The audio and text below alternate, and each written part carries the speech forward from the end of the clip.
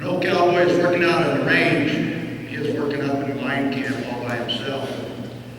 About once a week, the boss would bring him some meal, or bring him his mail and some supplies and stuff for the next week. And so this one week, the boss shows up and he says, "Hey, Charlie," he says, "you got a letter here. It looks kind of important."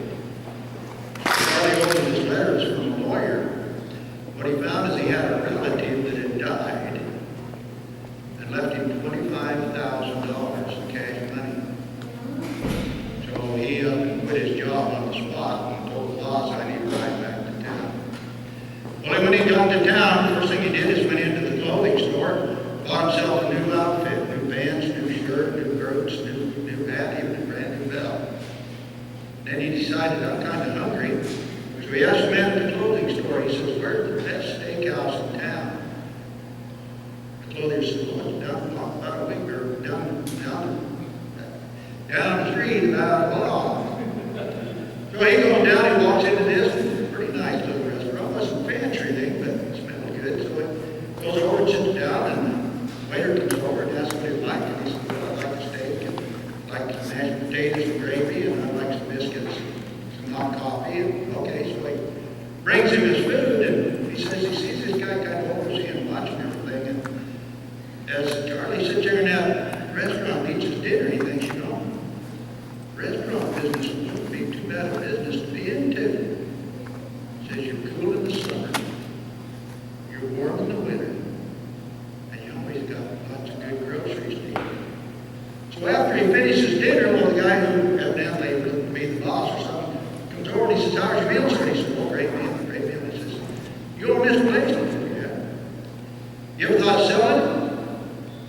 "Oh, I've thought about it a time or two." And he said, Charlie says, "Well, if you was to sell it, how much would you want?" The guy says, "Well,"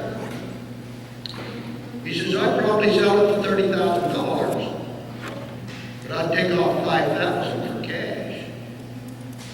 Charlie's sitting there figuring, because with his wages, pretty much spent his wages on his new outfit dinner, he still had about $25,000 left in his pocket. So he said, "Well, let me think about that. I just might be interested."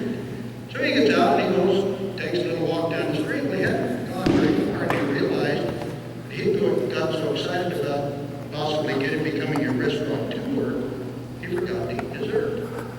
So he notices this little hole-in-the-wall pie shop. So he walks in and the place is packed. Great man, must have good pie here. So he finds a seat and he sits down, and he watches, and there's just one lady running the place, kind of a heavy-set gal. On the front of her apron was a painter's palette of colors of all the colored pies that she had been serving throughout that day. Her hair was pretty mussed up, and one little strand of hair kind of hung down across the front of her face, and her lip was kind of beaded with sweat.